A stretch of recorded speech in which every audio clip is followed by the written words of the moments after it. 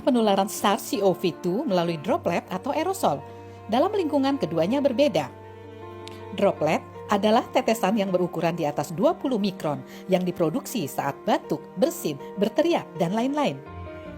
Droplet mengikuti gaya gravitasi bumi yang berarti akan jatuh ke tanah setelah berterbangan di udara dengan jarak sekitar 1-2 meter dari asalnya. Sedangkan aerosol adalah partikel halus yang berdiameter di bawah 10 mikron yang dapat melakukan perjalanan beberapa meter sebelum akhirnya jatuh ke tanah atau permukaan benda lainnya. Jadi, aerosol berukuran di bawah 10 mikron dan dapat melakukan perjalanan jauh, sedang droplet lebih besar dari 20 mikron, biasanya mengikuti gaya gravitasi bumi dan jatuh ke tanah. Di antara keduanya, terdapat partikel berukuran 10 hingga 20 mikron yang dianggap memiliki perilaku seperti droplet yang jatuh ke tanah. Ada lagi yang lebih kecil, ukurannya di bawah 5 mikron, sehingga dapat melewati paru dan jalan turun ke ruang alveolar yang dapat menyebabkan pneumonia.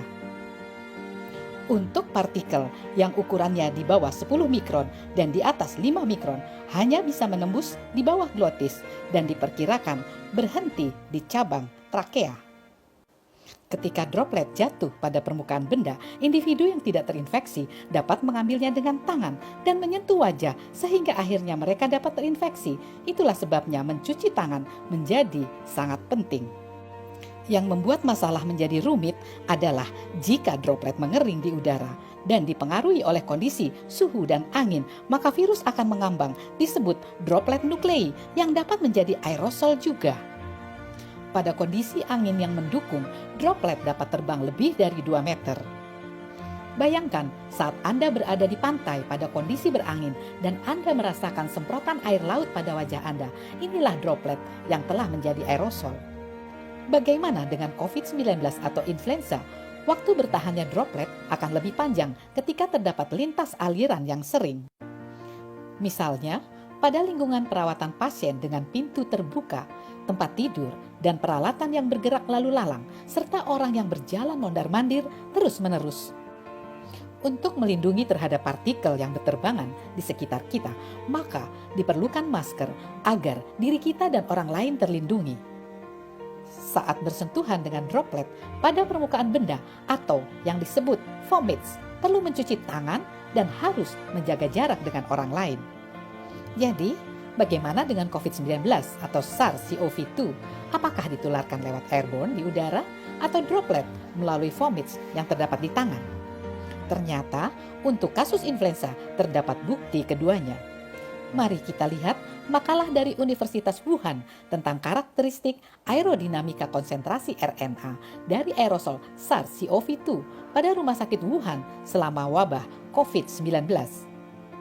Peneliti melihat sampel aerosol pada Rumah Sakit Renmin Universitas Wuhan yang didesain untuk mengobati pasien COVID-19 yang berat dan Rumah Sakit Lapangan Wuchang Fengseng yang direnovasi dari stadion olahraga indoor untuk mengkarantina pasien dengan gejala yang ringan.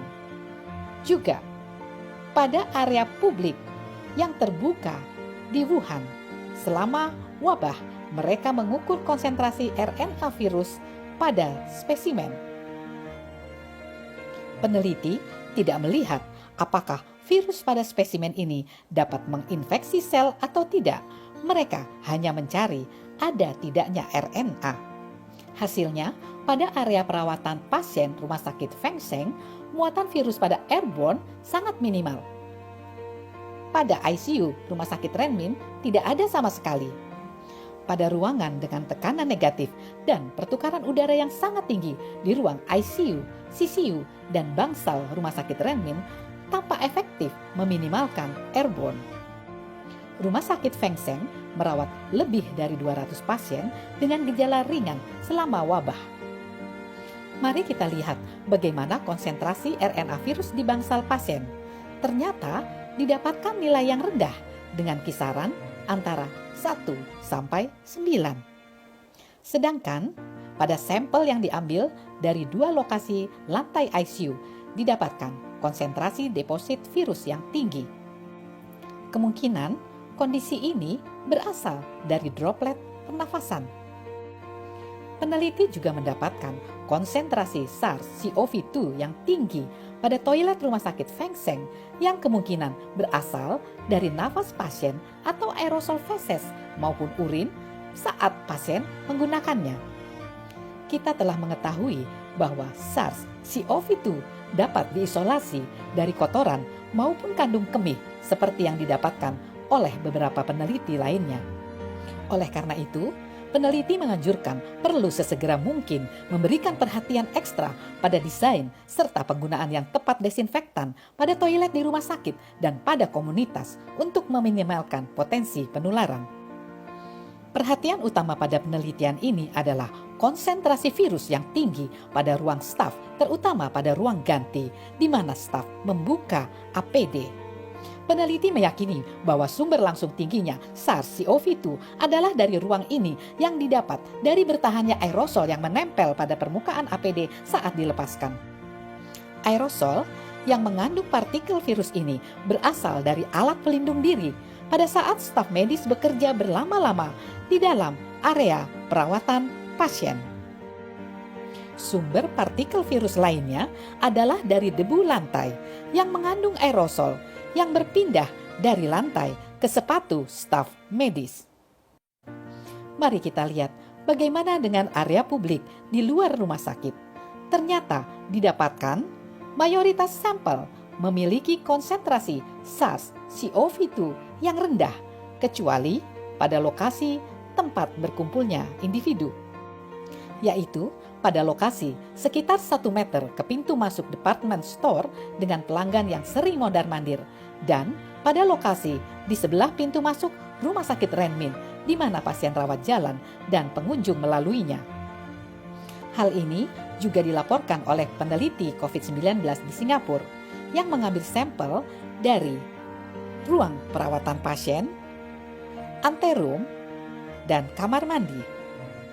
Sampel pasien A dan B diambil setelah ruangan dibersihkan dan hasilnya didapatkan negatif. Sampel pasien C diambil saat ruangan belum dibersihkan. Didapatkan hasil positif pada 13 dari 15 ruangan atau 87% dan positif pada 3 dari 5 atau 60% dari toilet, yaitu dari dudukan, kran, dan pegangan pintu. Hasil pada semua sampel udara negatif. Saat ini perlu dipertimbangkan bahwa ternyata ruang isolasi khusus dengan ventilasi yang khusus di bagian pengeluaran udara didapatkan virus yang positif, artinya droplet dapat berada di tempat yang tidak kita duga. Hal yang penting dan harus diingat pada penelitian ini adalah RNA virus belum diketahui apakah partikel ini masih hidup dan mampu menginfeksi manusia atau sel dalam kultur. Berapa lama partikel virus dapat bertahan setelah tiba pada permukaan benda atau bertahan di udara? Apakah partikel virus dapat tetap hidup dan dapat menginfeksi sel atau menginfeksi manusia diteliti dalam jurnal ini. Yang diteliti adalah keberadaan virus di udara dan di berbagai permukaan seperti tembaga, kardus, stainless steel, dan plastik. Sampel diambil pada berbagai titik waktu, kemudian dilihat apakah virus masih dapat menginfeksi sel atau tidak. Sehingga penelitian ini lebih detail dibandingkan hanya dengan mengukur konsentrasi RNA. Didapatkan hasil virus bertahan 72 jam pada plastik. Selanjutnya, pada stainless steel, kardus, dan tembaga, virus dapat bertahan selama 24 jam. Terjadinya aerosolisasi pada virus membuat virus dapat bertahan selama lebih dari 3 jam pada penelitian ini. Kesimpulan dari aerosol ini adalah virus yang berada di udara umumnya berasal dari konsentrasi virus yang bertahan. Hampir tidak ada virus pada lokasi yang tidak ada kerumunan seperti ICU dan ruang isolasi.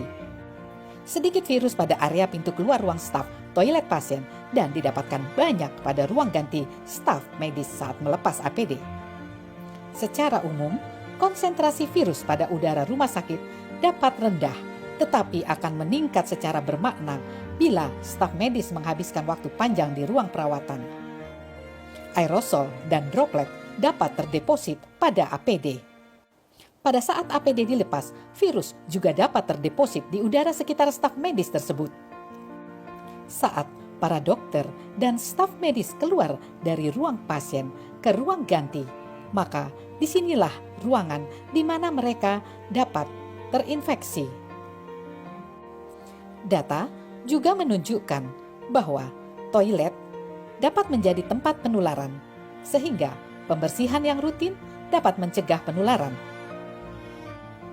Sebagai penutup dari penelitian ini adalah pernyataan bahwa kadang ditemukan beberapa kontradiksi pada berbagai penelitian influenza dan SARS-CoV-2. Ini bisa diakibatkan karena berbagai rute penularan dapat berbeda di lokasi mana yang paling dominan. Sehingga dapat dikatakan bahwa rute airborne lebih banyak menempuh jalur oportunistik dibandingkan jalur yang normal.